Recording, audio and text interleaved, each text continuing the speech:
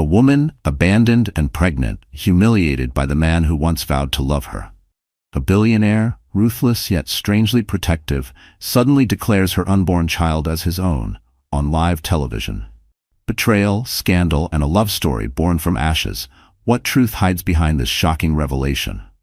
The bright lights of the studio cameras cut across the stage, bathing the polished floor in a glare that seemed to stretch for miles. It was supposed to be an ordinary business interview, a live broadcast about investments, philanthropy, and the future of innovation. Nobody watching expected the evening news to transform into the most explosive scandal of the year. But drama rarely announces itself politely. It arrives like a storm, tearing through reputations and leaving entire families trembling in its wake. And in the middle of that storm stood Claire Matthews, a young woman with trembling hands and a belly round with life. 7 months pregnant, she should have been preparing a nursery, folding baby clothes and dreaming about lullabies. Instead, she was standing in the studio audience, her heart pounding so loud she thought the microphones might pick it up. She had not come for glory or for revenge. She had come for recognition, for dignity, for the truth that had been stolen from her by the one man she once trusted more than anyone, her ex-husband. Just a year ago, Claire believed she had everything. She believed love was enough. She believed marriage was forever.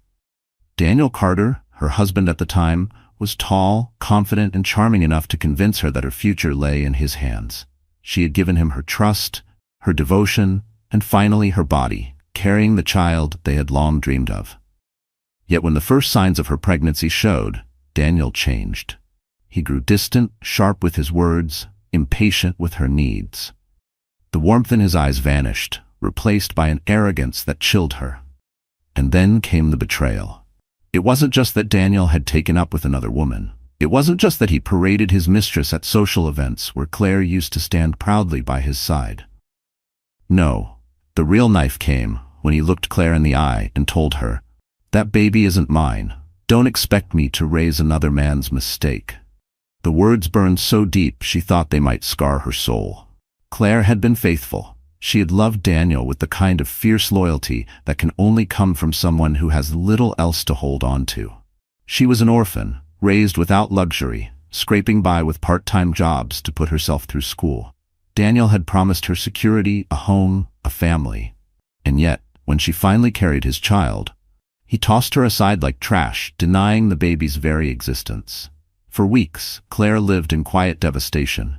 Her belly grew heavier, her steps slower, and her tears endless. Neighbors whispered, friends disappeared, and Daniel's mistress posted smiling photos of vacations and champagne on social media, mocking Claire's silence. She could have hidden forever. She could have accepted her exile. But fate had other plans. Because standing under the glare of those studio lights that night was someone else, a man who carried a very different kind of power. Alexander Graves. Billionaire, investor, philanthropist, and one of the most private men in America. Known for building an empire from scratch, he had the reputation of a ruthless negotiator in the boardroom and an enigmatic recluse outside of it. He rarely granted interviews, and when he did, he never strayed into personal matters. The world respected him, feared him, envied him. Nobody expected him to step off script. Nobody expected him to see Claire in the audience, to recognize her trembling form, and to pause mid-sentence as the cameras rolled. Claire didn't even know why she had come. Perhaps curiosity, perhaps desperation. The studio had given out free tickets for the live broadcast. She had almost thrown the invitation away. But something inside her whispered that she had to be there, that the truth she had been denied might finally find its way into the light. And when Alexander's piercing gray eyes swept across the crowd and locked onto hers, Claire felt something she hadn't felt in months: safety. The host rattled on about quarterly earnings, mergers, and charity initiatives, oblivious to the invisible thread stretching between Alexander and the pregnant woman in the third row. Claire lowered her gaze, embarrassed, but Alexander's attention did not waver. For a man used to moving markets with a word, this was different. His silence stretched, long enough that the host faltered, glancing nervously at him. Then Alexander leaned toward the microphone, his voice steady, deliberate, and carrying the weight of 1,000 boardrooms. "There is something I must say," he announced. The studio hushed instantly. Across the country, millions of viewers leaned closer to their screens, sensing the gravity of the moment. Claire's breath caught in her throat. She clutched her belly instinctively, as if shielding her unborn child from whatever storm was about to break. Alexander's gaze never left her. "That child," he said slowly, each word sharp as glass, "is my son." The studio erupted. Gasps, cries, shouts, chaos filled the air. The host stammered, struggling to regain control, but Alexander remained calm, his hand resting lightly on the table, his expression unshakable. And in that single moment, everything shifted. Claire's humiliation, Daniel's denial, the whispers of strangers, all of it was swallowed by a new truth that no one could have predicted. The richest man in the room had just claimed her child before the entire world. Claire's knees nearly buckled. She wanted to believe she had misheard. She wanted to believe it was a dream. But Alexander's eyes told her otherwise. They told her that the nightmare she had endured might finally be ending. The cameras zoomed in. The world waited for her reaction. Somewhere across town, Daniel Carter, smug with his mistress on his arm, surely watched the broadcast. He would hear those words. He would know that the baby he had denied was now being claimed by a man whose shadow stretched across the globe. Claire's lips trembled. Her hands shook. Every instinct screamed to run, to hide, to protect herself from yet another cruel twist of fate. But another voice, small but growing louder inside her, whispered that maybe, just maybe, her child's future had just been rewritten. What nobody knew, not yet, was why Alexander Graves had chosen this moment. What tied him to Claire? What secret lay buried beneath his declaration? The studio lights burned hotter. The audience buzzed with speculation. The host's face was pale with shock, and Claire Matthews, standing in the center of it all, felt the ground beneath her tilt, as though her entire life were being rewritten in real time. And then, as Alexander rose from his seat, the billionaire took a step toward her, his voice echoing across the stunned silence. "Claire, come here." When the billionaire's words echoed across the live studio, millions of people suddenly wanted to know who the trembling pregnant woman in the third row was. Headlines were already forming in the minds of journalists, viewers were texting friends in disbelief, and the producers in the control room were panicking about whether this was history being made or a scandal about to ruin careers. But for Claire Matthews, the noise around her blurred into nothing.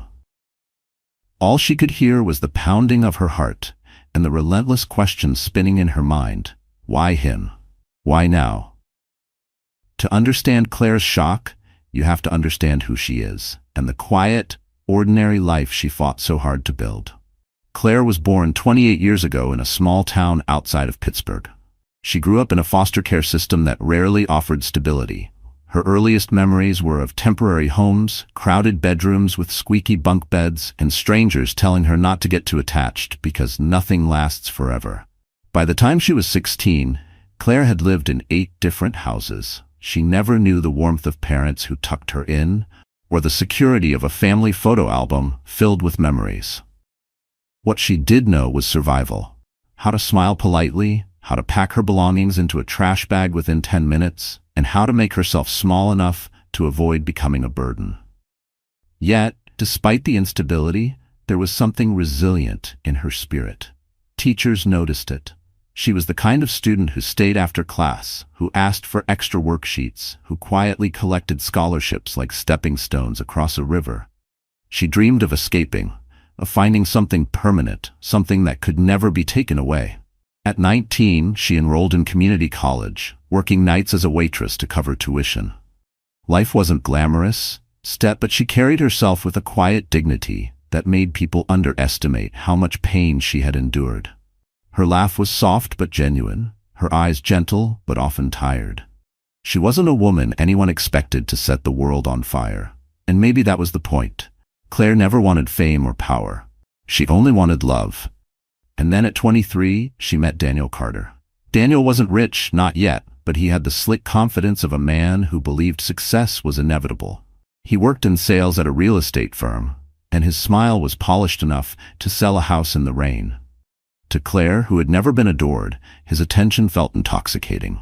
He bought her flowers, held her hand in public, and whispered promises about forever. He told her he wanted stability too, that he wanted to build a family, a home, a life together. For a woman who had grown up tossed between strangers, those words were like sunlight after years of gray. Their romance was quick, a whirlwind. Within a year, they were married in a modest ceremony at a courthouse. Claire wore a simple white dress she found on sale, and Daniel promised that one day, when they were richer, he'd give her the grand wedding she deserved. She didn't mind. She was already happier than she'd ever been. For a while, their life seemed normal. They rented a small apartment, ate dinner on the couch, and laughed over old sitcoms. Claire found a job as an assistant at a local art gallery, while Daniel climbed the ladder at his firm. She supported his long nights, encouraged his ambition, and believed in him when he doubted himself. When she discovered she was pregnant, she thought it would be the final piece of their dream. She imagined Daniel's joy, the nursery they would paint together, the family dinners she had never known as a child. But dreams rarely match reality. At first, Daniel pretended to be excited. He told coworkers he was going to be a father, posted a blurry ultrasound photo online, and kissed Claire's belly with a practiced smile. But behind closed doors, cracks began to form. He started complaining about money, about how Claire's modest salary wasn't enough, about how the baby would ruin their freedom. When morning sickness left her weak, he snapped that she was being dramatic. When she bought prenatal vitamins, he accused her of wasting money. The words escalated, the warmth faded, and then came the betrayal that shattered her. One night, Daniel returned home smelling of perfume that wasn't hers. When she asked where he had been, his eyes hardened. He didn't deny it. Instead, he looked at her swollen belly and sneered, "Don't pin that on me. That baby isn't mine." The words felt like a physical blow. Claire collapsed into sobs, begging him to believe her, to remember their vows, their love. But Daniel had already decided she was disposable. Within weeks, he had moved out, flaunting his new girlfriend, a younger woman from his office who adored expensive champagne and designer dresses. Claire was left alone in the apartment, pregnant, broke, and drowning in humiliation. Still, she didn't give up. She found strength she didn't know she had. She continued working, carried her pregnancy with as much dignity as she could, and whispered to her unborn child that they would be okay, that they would survive together. She didn't need Daniel. But what she did need, what she longed for, was acknowledgement that her child was real, worthy, and not the shameful lie her ex-husband painted it to be. Which is why the studio moment with Alexander Graves hit her like a thunderclap. Claire had never met Alexander. She only knew of him the way everyone did, through headlines about billion-dollar deals, charity foundations, and whispers of ruthless negotiations. He was a man so distant from her world that he might as well have lived on another planet. And yet he had looked at her belly, and claimed her child as his own. It didn't make sense. It terrified her. And yet, deep inside, it also sparked something she hadn't felt in months. Hope. Because if Daniel had stripped her of dignity, Alexander had just restored it in front of millions. The world, however, wasn't kind. Cameras zoomed in on her face, her trembling hands. Viewers were already speculating online. Who is she? Is the billionaire serious? Is she a gold digger? Claire knew her name would be everywhere by morning, twisted into headlines she couldn't control. She wanted to disappear, but she also knew she couldn't hide anymore. The baby inside her shifted, a gentle reminder that she wasn't alone. Whatever storm was coming, she had to face it for both of them. And as Alexander extended his hand on live television, inviting her forward, Claire realized this was the moment that would define the rest of her life. She could run from the cameras, or she could walk toward the most powerful man in the room and demand the truth the world suddenly believed belonged to her. Her next step would either save her or destroy her completely. The studio was never meant to hold this kind of tension. It was designed for polished interviews and rehearsed applause, not for revelations that would set the entire country buzzing. Rows of bright spotlights glared down on the stage, making the room feel hotter than it was. The air smelled faintly of coffee from the green room and the metallic tang of expensive equipment. Producers in headsets whispered frantically to one another behind glass walls, their voices rising with every second the billionaire went off script. This was the set of the Business Hour Live, one of the most watched financial talk shows on television. Typically, the program was a polite dance of economics, philanthropy, and stock predictions. Tonight, though, the atmosphere was more like a battlefield. Every camera lens seemed to tremble as it tried to capture Alexander Graves, the man known for never revealing more than he wanted, suddenly declaring a pregnant stranger's child as his own. For the audience, the evening had started routinely enough. They'd been ushered in, asked to clap when the applause sign flashed, and offered complimentary bottled water. Most of them were business students, interns, and curious professionals who had signed up weeks ago for the chance to see the elusive billionaire in person.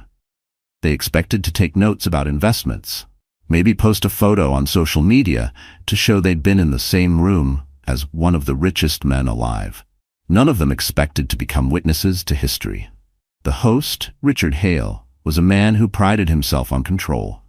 With salt and pepper hair and a voice that could soothe or provoke depending on the segment, he had built a career on staying calm under pressure. Yet, now, his face was pale, his cue cards trembling slightly in his hands. He was watching his program spiral away from him, and there was nothing he could do.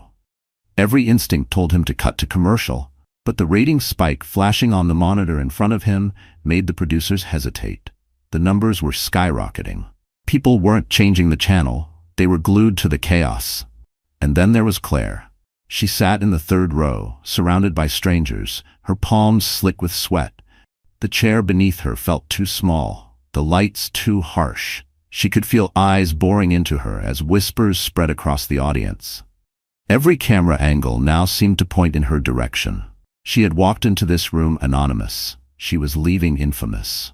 The baby inside her shifted, a soft kick against her ribs, as if reminding her that she wasn't just one woman caught in a scandal. She was a mother carrying a future. That thought anchored her, kept her from fainting under the pressure. Alexander, meanwhile, stood at the center of it all. The billionaire was calm, composed, even as the world erupted around him.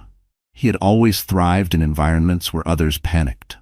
In negotiations, he waited for competitors to lose their composure before striking. Tonight was no different, though the stakes were not money or contracts but something far more human, the claim of a child. The studio's decor seemed almost mocking in its ordinariness. Behind the stage was a large LED screen displaying graphs and stock tickers, a reminder of the financial world this show usually celebrated. The furniture was sleek but minimalist, black leather chairs, a polished glass table, a backdrop of skyscrapers projected on the wall. It was the perfect stage for corporate talk, not for personal confessions that would shake headlines for weeks. The contrast between the sterile setting and the raw human drama unfolding was almost unbearable. Every detail of the room, the gleam of the lights, the scratch of the microphone, the uneasy shuffle of audience members, seemed heightened. It was as though the universe had chosen the most unlikely stage for the most explosive truth. Outside, beyond the studio walls, New York City pulsed with its usual rhythm. Yellow taxis honked, street vendors sold pretzels, and pedestrians hurried home with no idea that a storm was brewing inside a television studio. In high-rise apartments, viewers who had casually tuned in during dinner dropped their forks, stunned. In bars, screens meant for sports were suddenly locked on the broadcast. Phones buzzed endlessly as social media exploded with clips of Alexander's words. And somewhere in an upscale penthouse, Daniel Carter, the man who had denied his pregnant ex-wife, was watching too. Wineglass in hand, mistress draped over his shoulder, he froze as his smug certainty cracked. The baby he had refused was being claimed by a man more powerful, more respected, more untouchable than he could ever hope to be. His world, built on arrogance and denial, was about to collapse. Back in the studio, chaos brewed behind the scenes. A young production assistant whispered urgently to the director, "Do we cut the feed? This wasn't in the script." The director, pale and sweating, shook his head. "No, we keep rolling. This is history. Don't you get it? This is bigger than anything we could have planned." The host cleared his throat, trying to regain composure. "Mr. Graves," he began, his voice unsteady, "are you saying publicly that this woman's child is yours?" His words echoed through the speakers, leaving the entire room suspended in silence. Alexander's gaze didn't waver. His voice was steady, deep, commanding. "Yes," he said simply. "That child is my son." Gasps rippled through the audience again. Claire felt her stomach twist. She wanted to scream, to demand answers, to know why a man she had never met was claiming her baby. Yet at the same time, she couldn't deny the strange wave of relief coursing through her. For the first time since Daniel's betrayal, someone powerful was standing beside her, not against her. The setting itself seemed to hold its breath. The lights hummed, the cameras whirred. The host's cue card slipped slightly in his hands. Every person in the room sensed they were witnessing the beginning of something far larger than themselves. Claire's knees trembled as Alexander extended his hand toward her. His voice carried across the stage, calm but commanding. "Claire," he said, "come join me." The audience turned as one to look at her. The whispers grew louder. She could feel judgment in every glance, some curious, some sympathetic, some cruel. Rising from her chair felt like walking into fire, but she knew she couldn't stay seated. This was her moment, whether she wanted it or not. Slowly she stood, her belly leading the way, her heart pounding so loudly she feared it would drown out the world. The cameras swiveled, capturing every step she took down the aisle toward the stage. She felt naked under the lights, but also strangely strong. Every move forward was a refusal to let Daniel's denial define her any longer. And as she reached the stage, standing beside Alexander Graves with the entire nation watching, she realized her life had just crossed a line she could never step back over. Because the next words Alexander spoke would reveal why a billionaire had just claimed the child of a stranger as his own. While the cameras inside the studio captured every second of Alexander Graves's shocking declaration, across town, in a penthouse lined with glass and steel, another man sat frozen. Daniel Carter. The name had once rolled off Claire's tongue with tenderness, spoken with the kind of trust only a woman in love could give. Now, to the world, and soon even to himself, it would become synonymous with cowardice, betrayal, and regret. Daniel had been watching the live broadcast casually, half interested, while sipping from a glass of Bordeaux his mistress had chosen for the evening. She sat curled against him on the Italian leather sofa, scrolling through her phone, giggling at comments from admirers who praised her latest photo. They were supposed to be celebrating Daniel's upcoming promotion at his firm, his growing reputation in the city's real estate scene. He loved nights like these, when he could bask in admiration, when he could pretend the world bent to his ambition. But then he heard it. Alexander Graves's voice, calm, unshakable. "That child is my son." The wine glass slipped in Daniel's hand, red liquid spilling onto the pristine white rug. His mistress gasped, more at the stain than at the words. Daniel's pulse hammered, his jaw clenched so tightly it ached. He knew that child. He knew the woman in that studio, and he knew, beyond a shred of doubt, that Alexander's claim had just detonated a bomb in the middle of his life. Because Daniel Carter's greatest flaw wasn't just arrogance, it was underestimating people. He had underestimated Claire when he mocked her for not earning enough. He had underestimated her strength when he threw her out, certain she'd come crawling back. And now, he had underestimated fate itself. Because the woman he discarded was standing under the spotlight of national television while a billionaire claimed her child. To understand Daniel's venom, one has to peel back the layers of his ambition. He hadn't grown up poor. His parents owned a modest home in the suburbs. His father worked as an accountant, his mother a schoolteacher. They lived comfortably, though not extravagantly. But for Daniel, comfort was never enough. From the time he was a teenager, he was obsessed with appearances. He ironed his shirts twice before school, made sure his sneakers were spotless, and practiced his smile in the mirror until it gleamed like a salesman's promise. In college, he studied business, not because he loved numbers, but because he loved power. He was the type to charm professors with compliments, to join clubs not for passion but for networking. He talked endlessly about becoming someone important, about escaping the mediocrity he saw in his parents' modest lives. He wanted wealth, recognition, respect, the trappings of success that could silence the voice inside him whispering that he was ordinary. Meeting Claire had been convenient. At the time, she was gentle, unassuming, and deeply in love. She adored him in a way that stroked his ego. He told himself he was doing her a favor by marrying her, that she was lucky to have a man with his drive. He loved the way she looked at him as if he were a star she could reach for. But when the glow of new love faded, Daniel's true nature emerged. He grew restless. He wanted more money, more status, more admiration. Claire's quiet sacrifices didn't impress him. Her second-hand clothes embarrassed him. Her refusal to nag him about late nights made him feel entitled to even later ones. And when she became pregnant, instead of gratitude, he felt suffocated. The thought of diapers, doctor bills, and responsibility clashed with the glamorous life he envisioned. So he made the cruelest choice a man could make. He denied the baby. He looked his pregnant wife in the eye and said, "That child isn't mine." Not because he believed it, but because it was easier to bury her under lies than to face his own selfishness. In the weeks that followed, Daniel relished the freedom of his betrayal. He flaunted his mistress, paraded through expensive restaurants, bought suits that cost more than Claire's monthly salary. He convinced himself he had upgraded, that the world admired him more without the burden of a wife and unborn child. He told anyone who asked that Claire was unstable, that she had tried to trap him, that he was the real victim.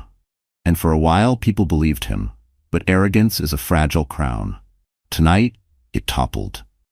On live television, in front of millions, Alexander Graves had undone the narrative Daniel built. The mistress gasped again, scrolling furiously through her phone. "Babe, they're all talking about her. Claire, your ex, she's trending, and oh my God, Alexander Graves? He said the baby is his?" Her voice dripped with disbelief, tinged with mockery. Daniel's hands shook as he grabbed the remote, turning the volume higher. There was Claire, timid but radiant, standing beside a man Daniel had once tried and failed to impress at a corporate event. Alexander Graves, a billionaire who could crush him with a single phone call, was now linked to the very woman Daniel had thrown away. It felt like humiliation poured over him in front of the entire world. He imagined the boardroom whispers, the mocking glances from colleagues, the disapproving stares from investors. He could already hear the phone calls he'd get tomorrow. "Daniel, isn't that your ex-wife? The one you said was crazy? Why is Alexander Graves calling her child his?" For Daniel, reputation was everything, and now it was slipping like sand through his fingers. His mistress tried to comfort him, draping herself over his arm, but Daniel shoved her away. He stormed toward the window, staring out at the glittering city skyline, his reflection fractured against the glass. Rage boiled inside him, not just at Alexander, but at Claire. How dare she rise from the ashes he had buried her in? How dare she stand on a stage that should have been his? Daniel's arrogance twisted into obsession. He couldn't allow this narrative to stand. If the world began to believe Alexander, if Claire's name became linked with power and dignity instead of shame, Daniel's own downfall would be sealed. He told himself he had to act. He had to reclaim control, no matter the cost. Because Daniel Carter wasn't just an ex-husband in denial anymore. He was a man cornered by his own lies, a man whose mask was slipping. And cornered men are dangerous. In that penthouse, as the city lights flickered below, Daniel clenched his fists and muttered a vow. "She'll regret this. Both of them will." What he didn't know was that his attempt at revenge would only push Claire closer to the one man powerful enough to protect her, and expose Daniel for what he truly was. By the time Claire reached the stage, the studio had transformed from a quiet business set into a storm of flashing lights, murmurs, and frantic whispers. The cameras, usually steady and predictable, now darted like hunting birds, capturing every flicker of expression on her face, every tremor in her hands. To the world watching at home, she was no longer anonymous. She was the woman at the center of the scandal now unfolding live. The host, Richard Hale, tried to steady the chaos. "Mr. Graves," he stammered, his voice struggling against the buzz of the crowd, "you've just made a claim that, well, it has stunned the nation. Are you saying, without hesitation, that this unborn child belongs to you?" Alexander Graves didn't hesitate. His voice cut through the noise with the kind of authority that could silence a boardroom. "Yes, he is my son, and I will protect him and his mother with everything I have." Gasps again. The audience could hardly process it. Viewers at home clutched their chests, texting friends with disbelief. "Are you seeing this?" Twitter hashtags ignited like wildfire. Billionaire baby, Claire Matthews, studio scandal. Within minutes, the clip was spreading across every social media platform. the moment etched permanently into internet history. Claire's knees wobbled. Protect him?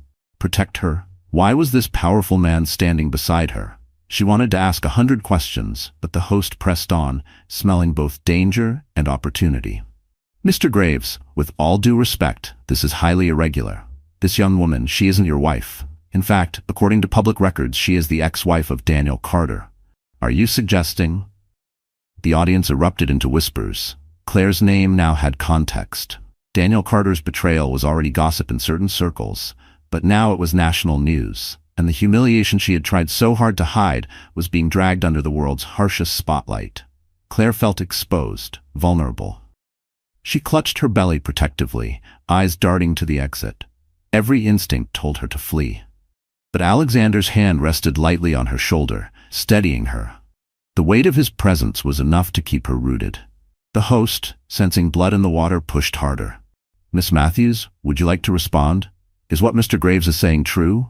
Is this child his? Her throat tightened.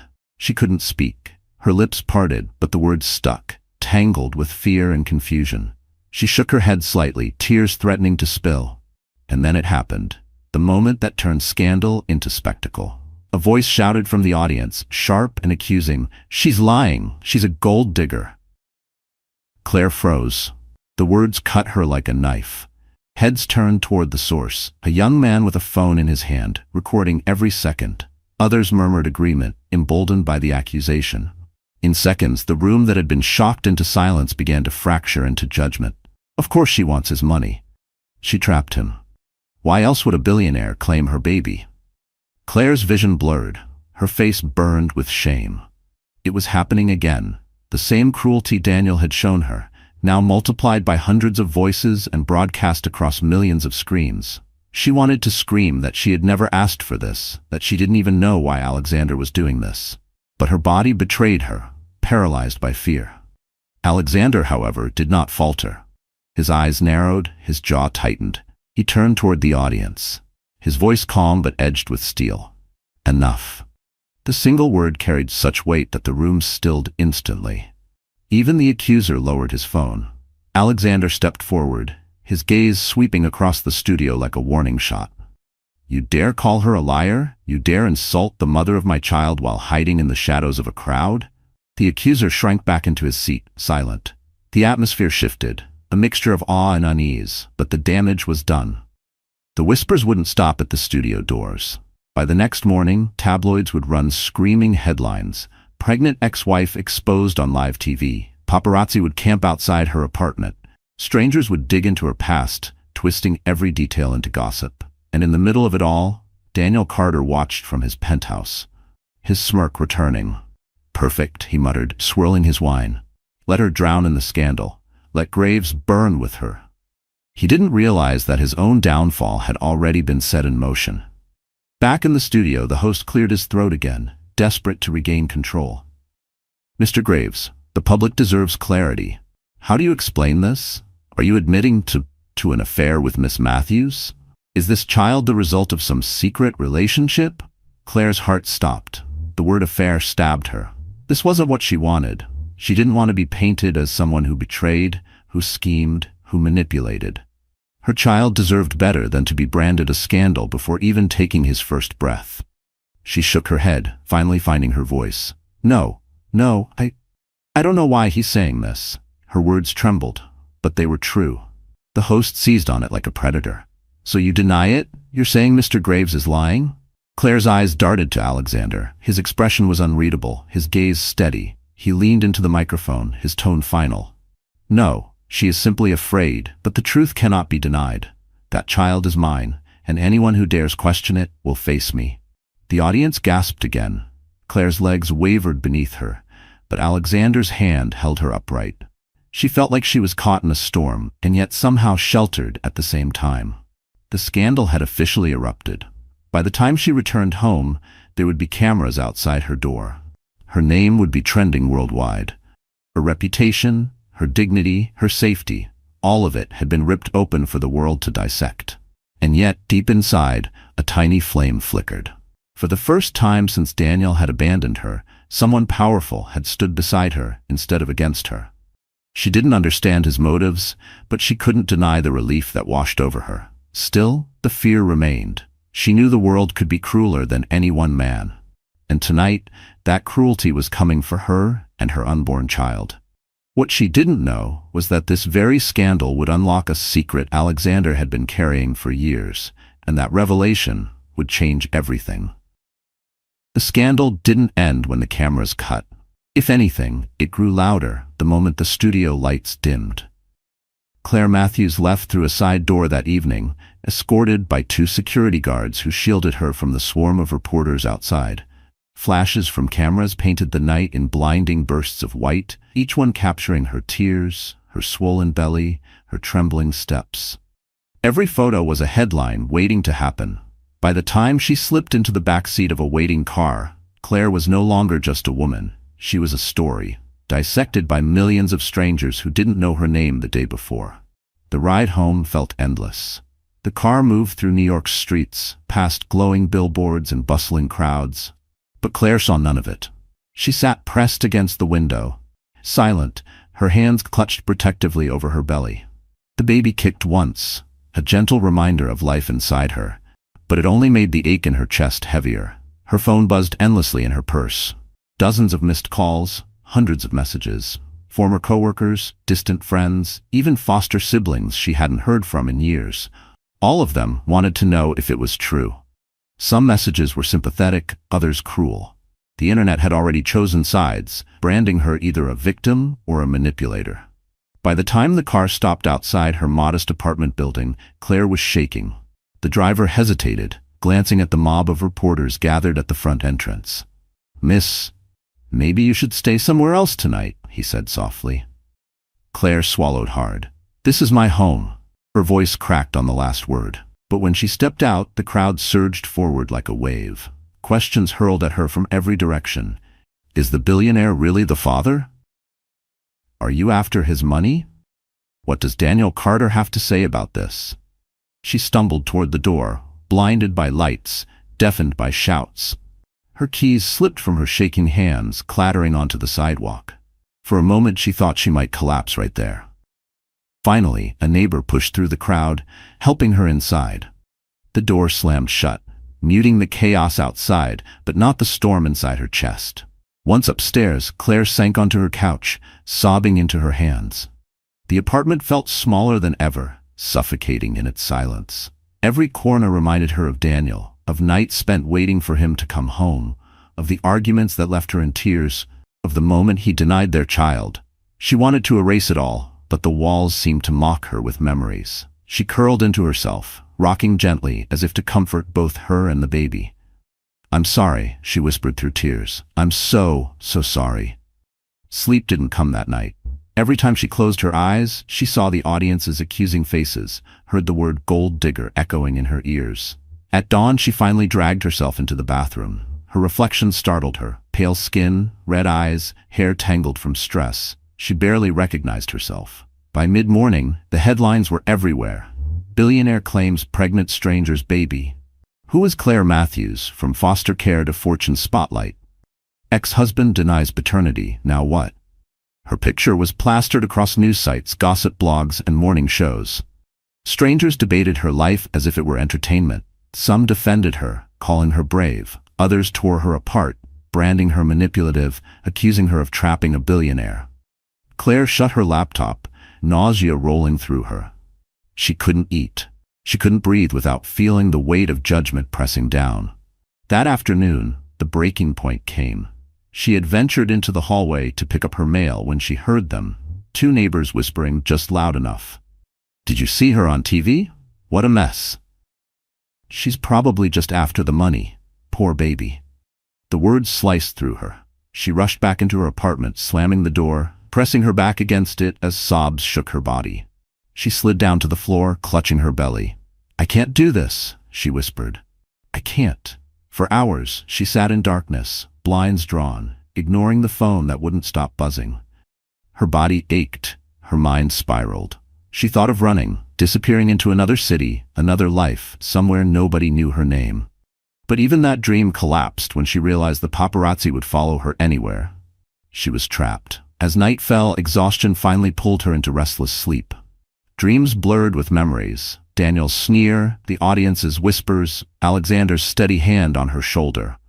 She woke in the early hours, sweat dampening her forehead, her heart racing. For a moment she thought she was still on stage, the cameras flashing. But she wasn't. She was alone. And loneliness, more than anything, was what broke her. She curled into the corner of her couch, whispering to the baby inside her. "I don't know how to protect you. I don't know what to do. I'm scared." Her tears wet the fabric, soaking into the cushions. Hours passed. She barely noticed when the sun rose again, painting her walls gold. She felt like a ghost in her own life. Every knock at the door made her flinch. Every ring of her phone made her stomach twist. By the third day, she hadn't eaten more than a few crackers. Her body felt weak, her spirit weaker. She stared at her reflection in the mirror and whispered the truth she was afraid to admit. Maybe Daniel was right. Maybe I'm not strong enough for this. The thought terrified her more than anything. But despair has a way of convincing even the strongest hearts. And just when she thought she couldn't sink any lower, when she believed the world had completely abandoned her, a knock came at the door. Firm, steady.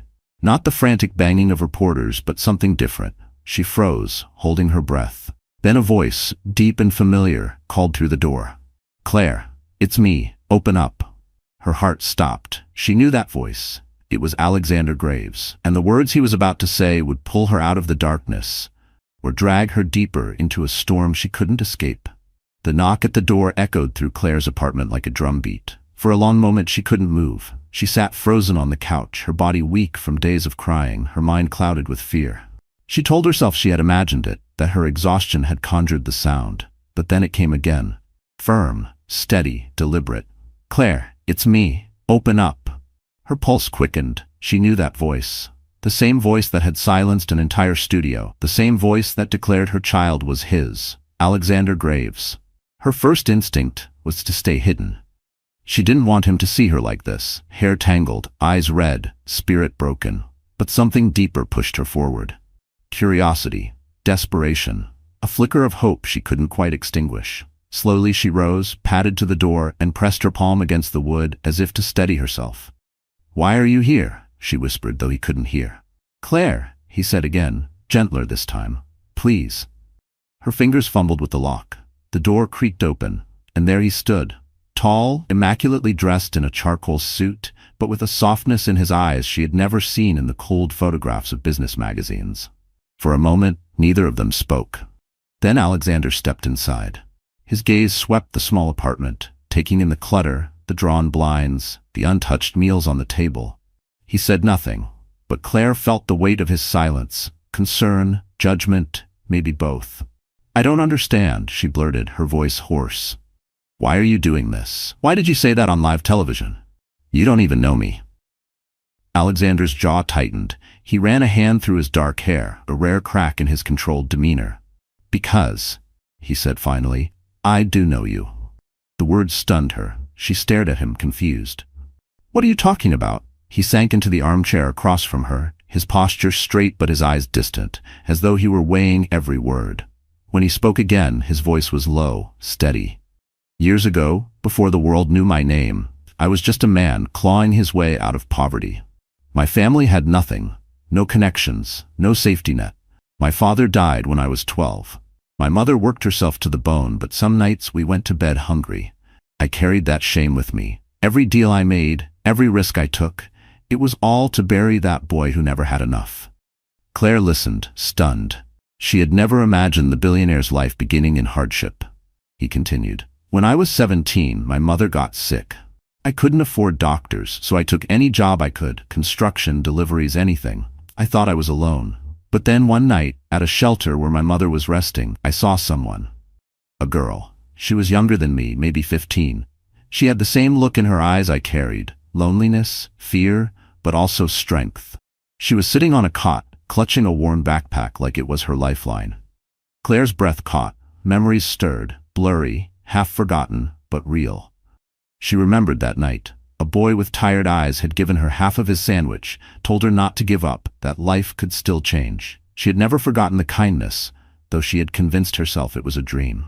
That girl, Alexander said softly, meeting her gaze. Was you, Claire?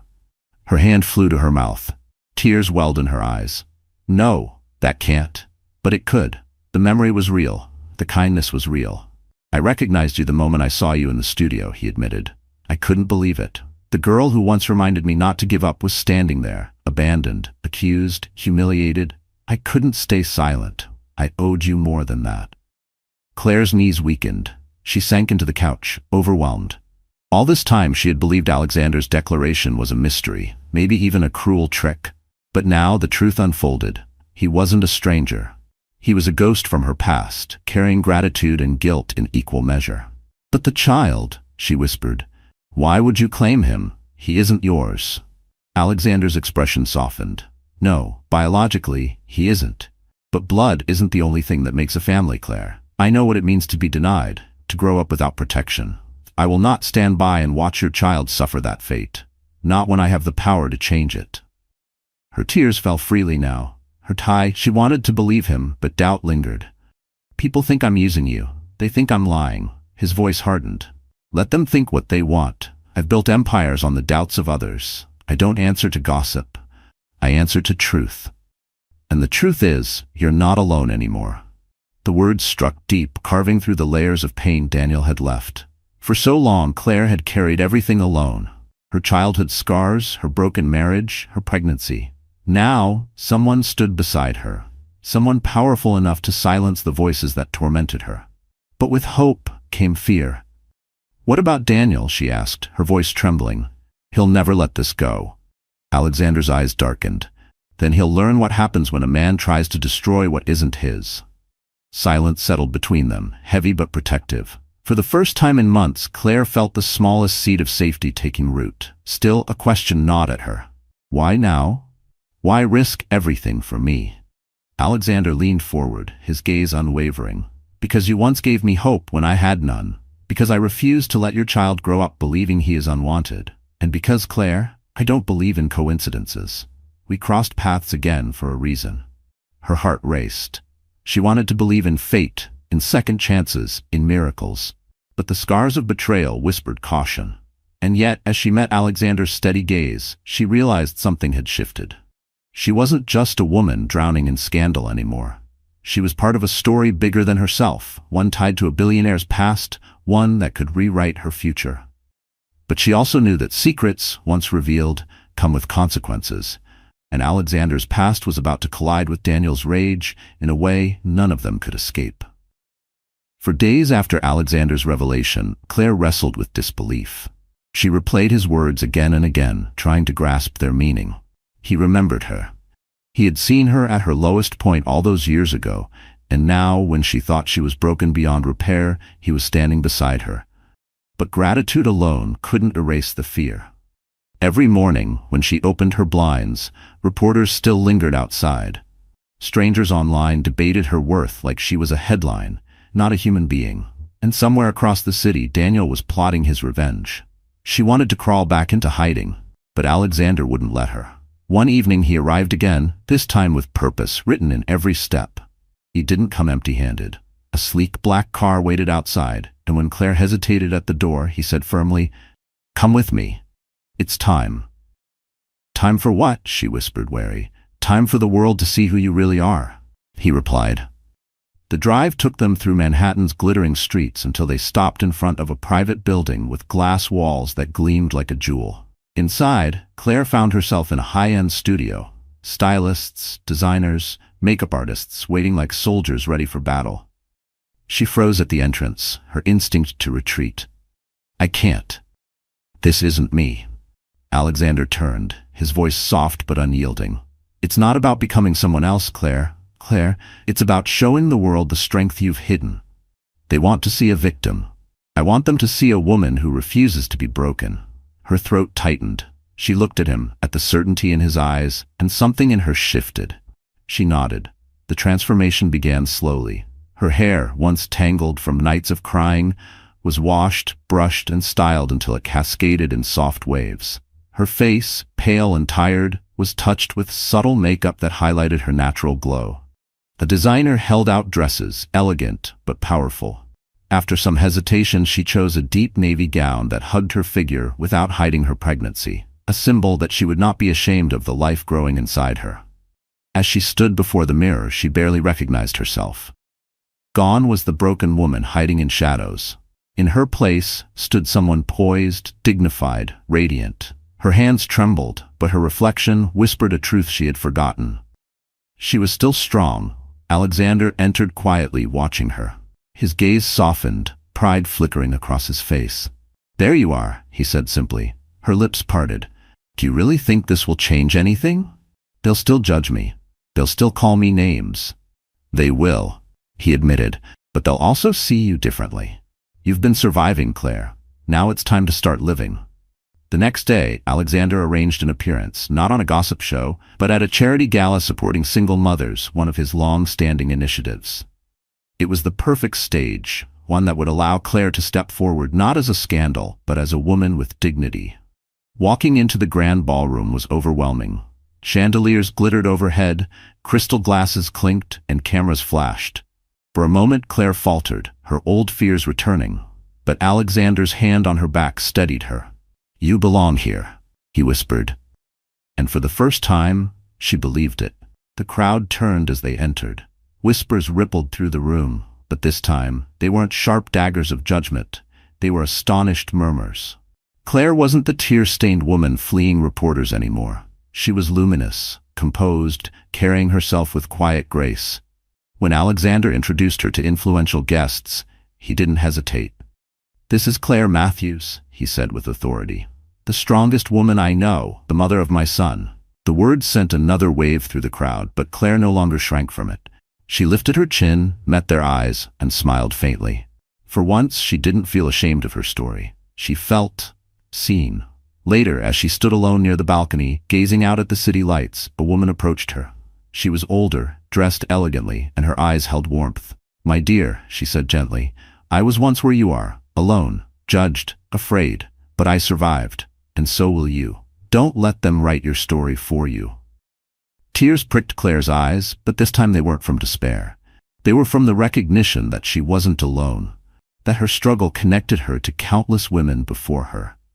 By the end of the night, something remarkable happened. Reporters didn't write about a scandal. They wrote about her strength, her poise, her transformation. Headlines shifted. Claire Matthews stuns at gala. From scandal to strength, a mother's fight. Back in her apartment, she stood before the mirror once more. Her reflection was tired, but alive in a way it hadn't been in months. She touched her belly, whispering, "We're gonna be okay. I promise." But strength isn't just about appearances. It's about resolve. And as the days passed, Claire began to embrace a new mindset. She met with lawyers to prepare for whatever Daniel might throw at her. She spoke to charities Alexander introduced her to, finding purpose in helping other women. She started to dream, not of hiding, but of building a future where her child would grow up surrounded by love, not shame. And though whispers of doubt still followed her, she had discovered something more powerful, her voice. Still, in the shadows of the city, Daniel Carter seethed. Watching news clips of Claire's transformation, his fury only grew. She was supposed to be ruined, begging for his approval. Instead, she was rising higher than ever. This time, beside a man Daniel could never compete with. And so, with vengeance burning in his veins, Daniel made his move. What Claire didn't know was that her ex-husband was about to step back into her life publicly, and his next strike would be the most humiliating yet. For weeks, the world buzzed with Claire Matthews's transformation. Her appearance at the gala had changed the narrative. No longer just a scandal, she had become a symbol of resilience, of dignity, of a woman rising from betrayal. For the first time, Claire dared to imagine a future where her child's name wouldn't be tied to shame. But Daniel Carter couldn't stomach it. He had watched the news segments, seen the photographs of her glowing beside Alexander Graves. Every headline that praised her felt like a dagger to his pride. His colleagues whispered behind his back, investors pulled away, and his mistress abandoned him when the attention soured. His empire of lies was crumbling, and he blamed only two people, Claire and Alexander. And so Daniel planned his revenge. The opportunity came when he was invited to a prestigious business conference, one covered by dozens of media outlets. It was the kind of event Alexander was known to attend, the perfect stage to reclaim control, or so Daniel believed. He arrived polished, his smile rehearsed, his lies sharpened into weapons. Reporters swarmed him the moment he stepped inside. "Mr. Carter, do you have a comment on your ex-wife's sudden rise?" Daniel smirked. "Only that the truth has yet to be revealed. You'll all see soon enough." That evening, under the glittering chandeliers of the conference hall, Daniel waited until the cameras were rolling, until he had the world's attention. Then, with a microphone in hand, he struck. "My ex-wife," he announced, his tone dripping with mockery, "has been parading around as if she were some saint. But the truth is, she's nothing more than a liar. She tried to trap me with a child that isn't mine, and now she's tricked Alexander Graves into claiming it. She doesn't deserve your sympathy, she deserves your pity." Gasps echoed through the room. Reporters scribbled furiously. Daniel smiled, savoring the moment. He thought he had won. But he hadn't counted on Claire being there. Across the room, escorted by Alexander himself, Claire appeared. Her navy gown shimmered under the lights, her posture tall, her gaze unwavering. The crowd turned, whispers erupting. She walked forward, each step steady, until she stood only feet from her ex-husband. Daniel's smirk faltered. "Claire?" he sneered, trying to recover. "Here to beg for attention?" She didn't flinch. Her voice rang clear, strong. "No, I'm here to tell the truth." The room stilled. Cameras zoomed in. Claire's hands trembled slightly, but she steadied herself with a deep breath. "You denied our child," she said, her voice rising with emotion. "You looked me in the eye and told me he wasn't yours. Not because you believed it, but because you didn't want responsibility. You threw me out when I needed you most. And when the world turned its back on me, you laughed." Daniel shifted uncomfortably, but she pressed on. "You wanted to humiliate me again tonight. But this time I won't stay silent. I won't let you paint me as a liar while you hide behind arrogance. I carried this child alone. I endured the whispers, the shame, the fear. But I survived.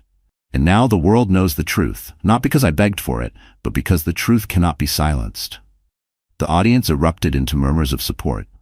Some clapped quietly, others nodded with sympathy. Daniel's face flushed. "She's manipulating you all," he snapped. "She's always been weak, always looking for someone to save her." Before Claire could respond, Alexander stepped forward, his voice calm but commanding. "You call her weak? Look at her. She stood here, facing the man who betrayed her, and spoke her truth. That is strength. Strength you'll never know, Daniel." Daniel's fury boiled over. "This isn't over," he spat. But Claire wasn't done. She reached into her purse and pulled out an envelope. "You're right," she said evenly. "It isn't over, because I have proof." Gasps swept the room again. Daniel's eyes widened. "What are you talking about?" Claire handed the envelope to the moderator.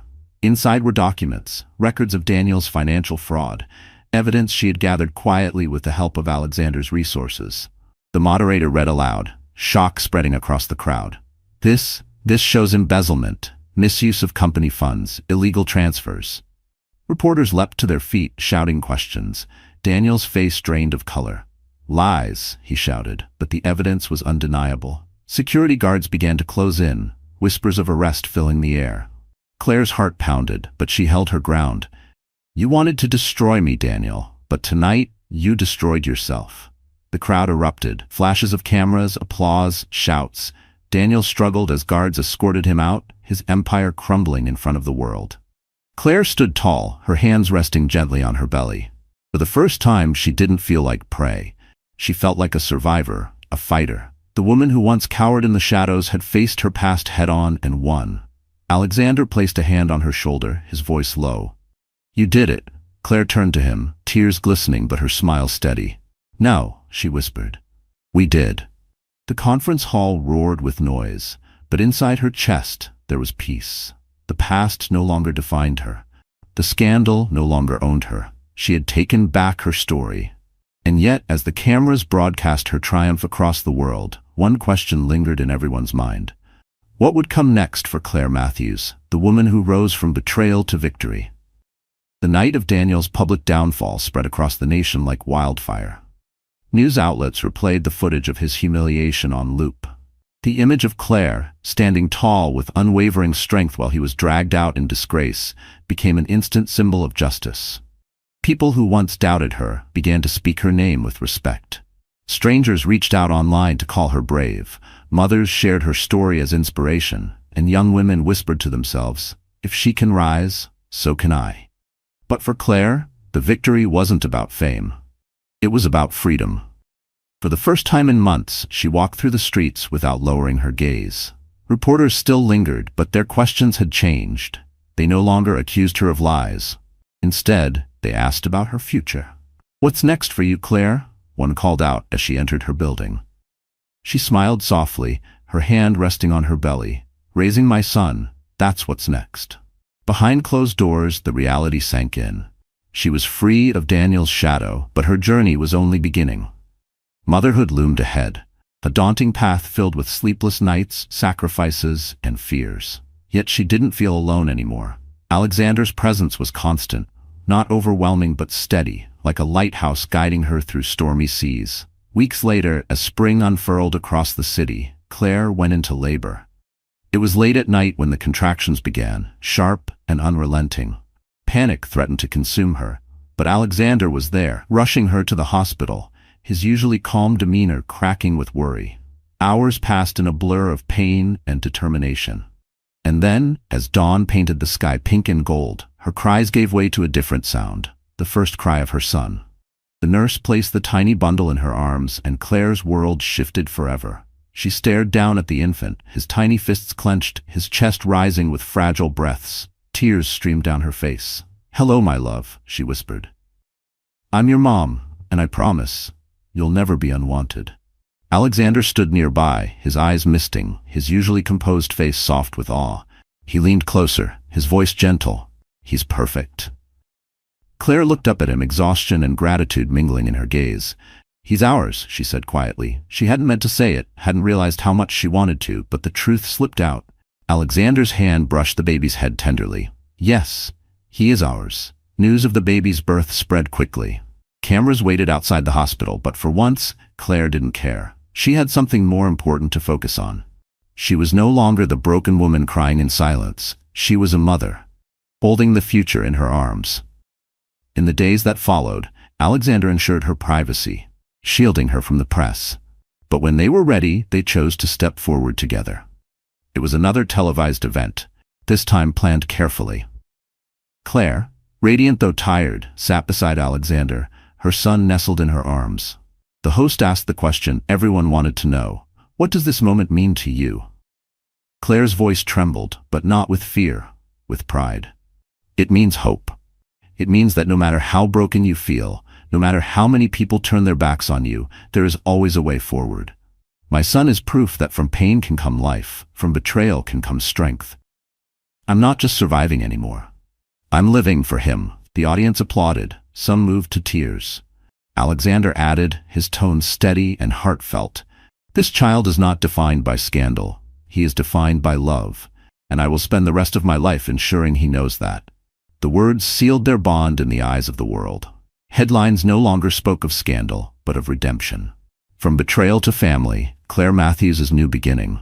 Months passed, and Claire embraced motherhood with resilience. There were sleepless nights, moments of exhaustion, times when doubt crept back in. But every time she held her son, she remembered the promise she made in that hospital room. He would never feel unwanted. And Alexander was true to his word. He was there for every doctor's visit, every late-night cry, every small milestone. Slowly, their bond deepened, not just as allies, but as something more. Claire found herself smiling more often, laughing at moments she never thought she'd enjoy again. She began to feel the warmth of love return, not as a fantasy, but as a reality. One summer evening, months after her son's birth, Alexander invited her to a quiet rooftop garden overlooking the city. As the sun set in fiery hues, he turned to her, his voice uncharacteristically uncertain. "Claire, you once gave me hope when I had nothing. Now I want to give you something in return. A life where you and your son are never alone. A life where love and dignity aren't luxuries, they're the foundation." Her heart raced. Tears filled her eyes, not from pain this time, but from joy. She nodded, unable to speak. And in that moment, Surrounded by the city that once judged her, Claire Matthews finally stepped into her new life. Not as a victim, not as a scandal, but as a woman who had faced betrayal, risen from it, and found love stronger than anything that tried to break her. Her story had started with rejection, with a man who denied her child, but it ended with acceptance, with a man who claimed that child as his own before the world, and with a future built on resilience and love. Claire kissed her son's forehead that night, whispering, "We made it, and this is only the beginning." Because the truth was undeniable. Women are never as weak as the world wants them to believe. And Claire's journey was proof that from the ashes of betrayal can rise a life brighter than she ever imagined. So that's how Claire's story closes, my dear friends. You're still here with us until this very moment, aren't you? If you are, it means something inside this journey touched your heart in a way words alone can't explain. Maybe it's a reminder that betrayal doesn't define us, or that love and dignity can be rebuilt no matter how broken we feel. The Stoics used to say, "We suffer more in imagination than in reality." And isn't that true? Claire thought her world had ended, yet she discovered strength she never knew she had. Just like Marcus Aurelius reminded us, the impediment to action advances action. What stands in the way becomes the way.